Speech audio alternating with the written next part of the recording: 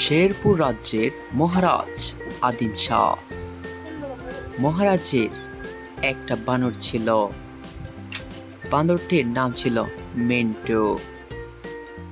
এরপরে প্রাসাদের বাইরে মহারাজ প্রত্যেকদিন বানরকে একটা করে কলা খেতে দিত। বানর কলা খাওয়ার সময় খুব ভদ্রতা বজায় রাখত এবং খাবার দেওয়ার পরে প্রত্যেকদিন বানরকে মহারাজ একটি করে লাথি দিত।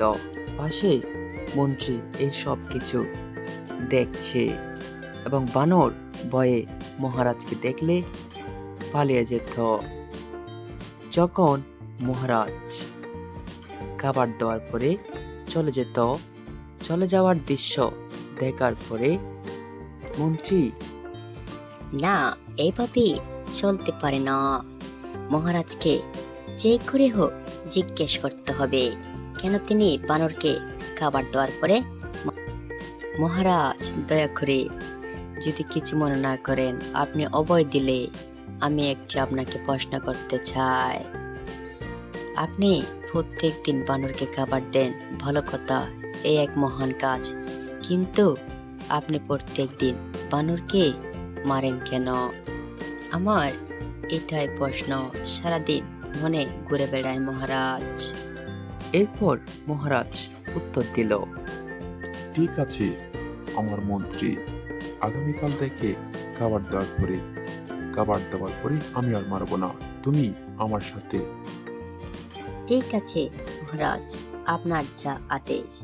আমি আগামীকাল থেকে আপনার সাথে বানরকে খাবার দেওয়ার সময় যাব, দেখব আপনি আমাদের কি বুঝিয়েছেন মহারাজ। পরের দিন মহারাজ বানরকে খাবার দিল। তখন বানর অনেক দূরে দূরে থাকত। মহারাজ খাবার দেওয়ার পরে বানর অনেক দূরে দাঁড়িয়ে থাকত। যখনই মহারাজ প্রাসাদের দিকে চলে যেত, তখন বানর দৌড়ে আসতো এবং তার খাবারটা খেয়ে নিত। পরের দিন মহারাজ আবার মারল না। এভাবে একে একে কয়েকদিন কেটে গেল। বানরটি মহারাজকে ভয় পেতে লাগলো না এবং এক সময় মহারাজের কোলে উঠে বসে পাশে এই ব্যাপারটা মন্ত্রী দেখছে।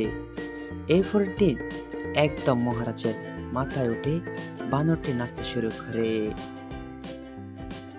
এই বেটা, দূর দূর দূর দূর। বানরটি পালিয়ে গেল। রাজামশাই বলল, মন্ত্রী দেখেছো তুমি বানরের কাণ্ড? হ্যাঁ মহারাজ, আমি বুঝতে পেরেছি কি জন্য আপনি এরকম বানরকে প্রত্যেকদিন খাবারের পর মারতেন। তাইলে বন্ধুরা, আমরা গল্প থেকে কি শিখলাম তা কমেন্ট করে জানান। লাইক, কমেন্ট, শেয়ার এবং একটা সাবস্ক্রাইব করুন।